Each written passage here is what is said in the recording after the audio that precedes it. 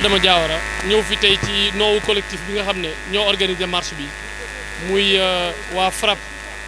ak waa Y'en a marre ak société civile bi yëpp ñëwoon tey di naqarlu li nga xam ne moom moo am ci suñu réew mi li ko caractérisé mooy justice bi nga xam ne tëddeewul njaaxanaay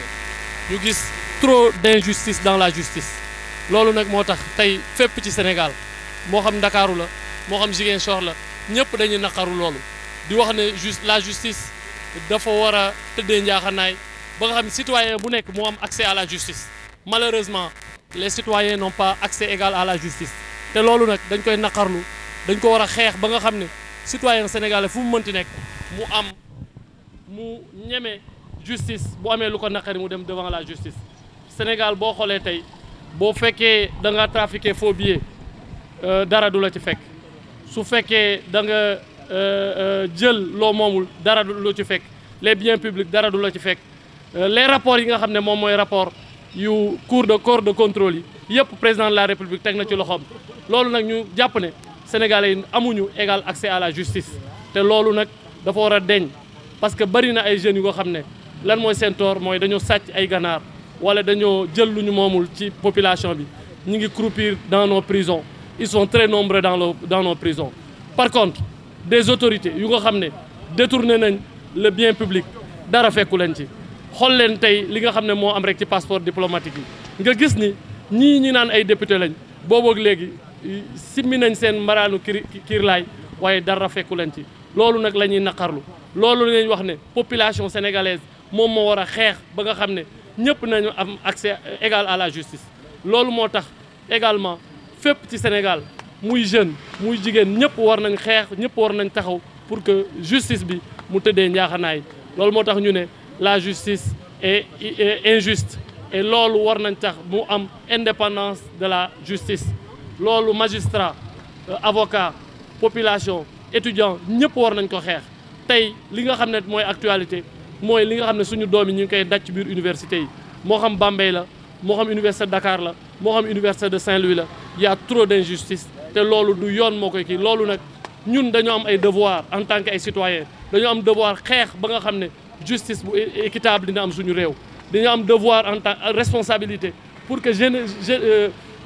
jeunesse bi nga xam ne moom mooy ñëw ñu bàyyi leen dëkk bu nga xam ne dañuy am état de droit waaye réew bu amul état de droit justice amu fa réew moomu ci anarchie lay dund te ñun bëgg nañ ne Sénégal fu mu mënti nekk Sénégal nekk benn référence ci wàllu justice. waa malvoyants yi li tax ñu génnee boog leen ci ñoom également dañu jàpp ne affaire d'injustice la parce que ay nit la ñu nga xam ne dañu jàng am seen i diplôme mais ba léegi liggéeyuñu ba léegi recruté wuñu retraités yi dañ leen ci boole parce que tey boo xoolee retraité li muy jot ak li mu liggéey dañu jàpp ne injustice la te loolu président de la république moom ci boppam waxal na ko boppam te loolu dañ cee war a taxaw warul yem direct ci constat mais dafa am ñu corriger les injustices dans ce pays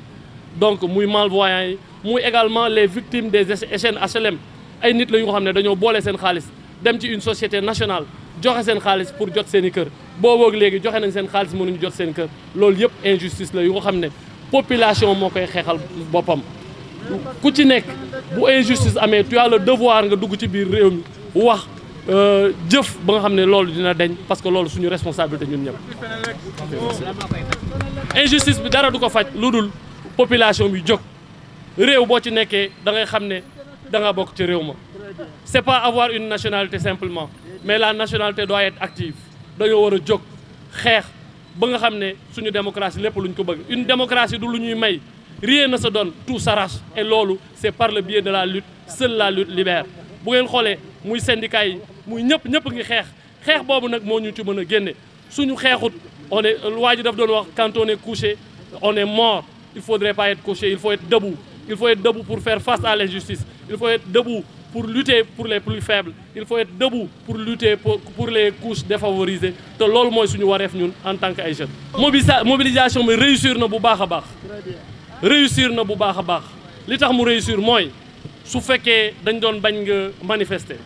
nga jaarale ko ci yoon xeex bañ ñu may la ñu manifester li si des nag mooy population yi ñu conscient que benn taxawaayu benn doomu aadama rek mbooloo la yoonu tey yàlla Ibrahima dañoo Ibrahima rek mbooloo la ñun jàpp nañ ni valeurs yi nga xam ne ñoo nekk fii ku ci nekk la ngay xeex ak valeurs yi ngay xeex tu ne le fais pas pour ta propre personne da nga koy def pour toute la population sénégalaise li ngay xeex xeexuloo ko mu dugg sa biir poche mais da nga koy xeexal pour les retraités da nga koy xeexal pour les jeunes donc la mobilisation a réussi les Thiessois ont entendu et jàpp nañ ne fépp Sénégal bu ñu doon def lii mbir yi dina réglé wu. mais dama ni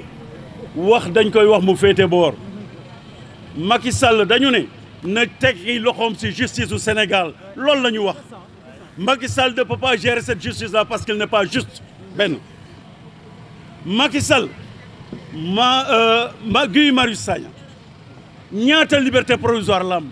1000 libertés provisoires c'est dans quel pays Barthélémy Diaz 10 ans durant épée de Damoclès sur sa tête ba kañ ku ànd ak yow ñu jàpp la ku àndul ak yow ñu bàyyi la nga dem cette situation a trop perduré dañu ne mbir mi nañ ko saafara nañ ko faj parce que li ñuy wax li ko illustré mooy nous ne comprenons pas dans ce pays mais c'est extraordinaire ñi nga xam ne l'économie de ce pays ñoo ko daaneel les faussaires les fossoyeurs jël xaalis bi def de faux billets daaneel ce pays là ñu bàyyi leen ñuy taxawalu dama ne l'histoire de kii la comment dire des passeports diplomatiques mais ça ne date pas d'aujourd'hui te jeexagul nañ dem jusqu'au fond dañu ne ça fondamentalement dañu ne dañu bëgg une justice dans ce pays là justice dans ce pays mooy nañu jubal na affaire bi aw yoon loolu la ñu wax dama ne une justice mooy tax xale yi liggéey ah tey vous n'avez pas ri ree ngeen ba bëgg a dee si il se réveille aujourd'hui ne ce recrutement qui se passe dans la fonction il n'était pas au courant Macky Sall kan lay nax kan la yëpp boppam tey ce qui se passe à la poste la presse est là heureusement yéen a ngi fi mais li bi li ñuy wax tey cette gestion dépassé na ma avant man la fi nekkoon kan la ñuy nax kan la ñuy fontoo mais fu ñu jëm dans ce pays là dama ne l'ONAS et tant d'autres mais dama ne ces histoires là ce peuple sénégalais moo war a mobiliser fayal ko boppam ñun nag on va vers des élections parce que ñii ce qui s'est passé dans les départements et les listes gis ngeen ko kon boog ñii ku leen gagné buñ siy jógul ñu trafiqué ko def leen neex na ñoo gagné il n'est pas question loolu dafi am na affaire bi aw équitable na ku gagné gérer ce pays là mais l'autre là comment dire nu mu tudd Sonko Ousmane Sonko mais bañ ko jiiñee matul ñaari fan Barthélémy Diaz matul ñaari fan mais qu'est-ce qui se passe dans ce pays là moo tax ñu ne justice bi dafa jëng na affaire bi aw yoon loolu la ñu wax loolu nag pour moom yoon c'est pas leurs beaux yeux di taxaw di sànni de dama ne nañu mobiliser wu régler ce pays là j'ai été dans un pays boo xam ne ñoo leen tane fukki yoon ak juróom mooy le Mali ñoo leen tane fukki yoon ak juróom mais gis naa fa bu liggéey amee dañ koy compétir ku raw ñu jox la ko vous avez vu que ces histoires de Macky dama ne gis ngeen ñoom Macky Sall yi ku sant Timbo ku sant seen sant yooyu am nga privilège am nga avantage au nom de quoi jusqu'à quand dama ne nañu jël toutes nos dispositions ce pays là est riche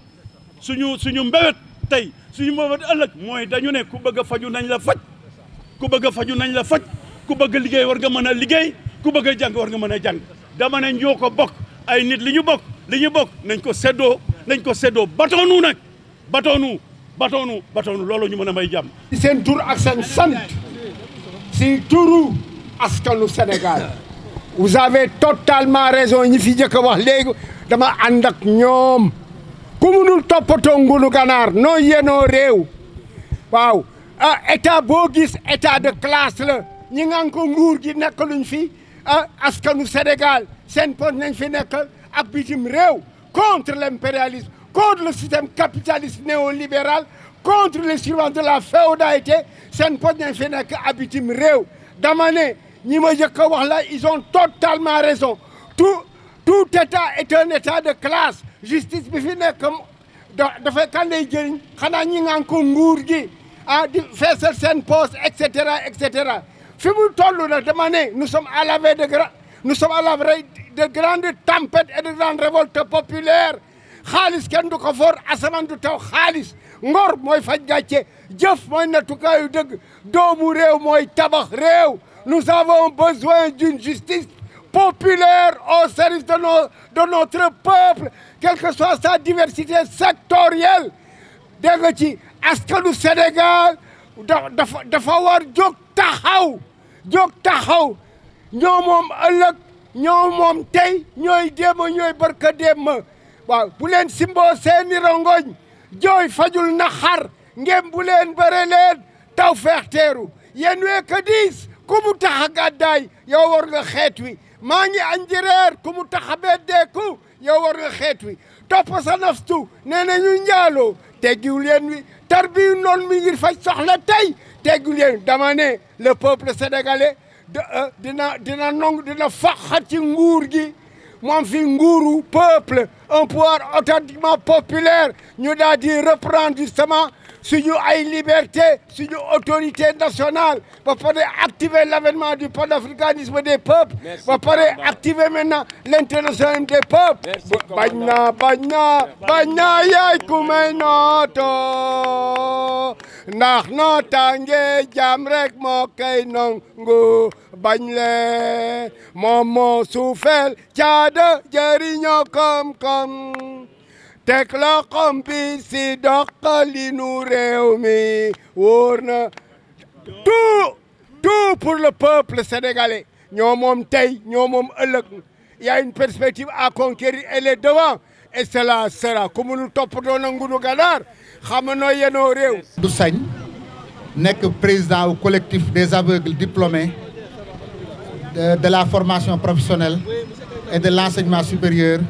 CAPEC en chômage mooy silmaxa yi nga xam ne ndawi silmaxa yi nga xam ne dañuy wut liggéey di wutam xëy boobu ba léegi nag yéen a ngi laaj ñi nga xam ne ñoom ñoo ñu jiitu ñun lan la ñu ñëw def si ci marche bi du luñ ñu woo marche bi ay nit ñoo daje di naqarlu loo xam ne ne dafa la metti ci réew mi ci wàllu yoon ak wàllu yëpp loolu ñun ñu gis ci suñu bopp bëgg a ñëw tam wane li nga xamante ni moom la ñu metti ñun ñu wax ko ndax ñun dañoo xayma suñu bopp ci ñaari pàcc mooy ndawi silmaxa yi nga xam ne yàlla dafa def ñu jàng te li ëpp ci seenum njàng ñu defe ko fii ci dëkk bi ñuy waxee di Thiès waaye nag nekk ci réew mi mépp yàlla def ñu jàng am seeni diplôme ci wàll yëpp incha allahu rabbi danañ ko comme niñ ko wàññee ak yeneen ndaw nag yoo xam ne yàlla def sax ñoom jotuñoo jaar ci njàng ndax xam ngeen ni benn école silmaxa moo am ci Sénégal muy INEFJA fa la ñu ñun ñi nga xam ne ñoo jot a jàng fa lañ jàngee ñi nga xam ne jotuñoo jàng nag dañoo def test ca école booba kenn jëlu leen ñu ci nekk nag ñu trouver leen ci solution ndaw ñi nga xam ne dañoo jàng ñuy ñaan ñu jox leen ay am xëy comme niñ ko joxe ñëpp ñi nga xamante ne nii tamit dañoo nekk ci wàllu jotuñoo jàng te teguñ ko seen bopp ñu boole leen ci financement yi nga xam moom la ñuy dégg ci presse bi saa su ne ñu am nag ñaari laaj ak benn suggestion rek loo xam ne ragal nañ ko loo xam ne moom laay jeexale laaj yi mooy ndax ñi nga xamante ne nii dañoo jël conc teg ko ci yenn yi ñun sutum xëy sunuy liggéey sunuy wutum xëy sunuy kërti yi ñuy def mbaa teguñ ci ay conc mbaa ñun sunum liggéeyu sunum xëy bokkuñ ci li nga xam ne ñu te teg ay conc loolu ñu ngi koy ragal di am nag lu ñuy lancé loo xam ne dañ koo ragal itam ci dëkk bi ndax yàlla dafa def dëkk bi boo ko doon xaaj ñi nga xam ne ñoo fi nekk la ak ñi nga xam ne ñooy wut ñi nga xam ne ñoo fi nekk lii ñuy laaj ñoom lañ koy laaj boobaag léegi ñu nekk ceeg ñoom te duñ ko bàyyi dañ ciy ne ba faaw dañ ciy ne ba suñuy sët dañ ciy ne ba suñuy wala àdduna bépp dañu dégg ñu nag wax na ñu ngi wut liggéey waaye ñi nga xam ne nag ñooy wut ñoom itam day xaw nañ ñoo tiital ana lan lañ ñu tiitale mooy dañ leen dul dégg ci suñuy mbir te xam naa ne jàpp naa ne ñu ngi fi wala ñu leen jegee ngi fi nañuy wax ci silmaxa yaa ngi ci fépp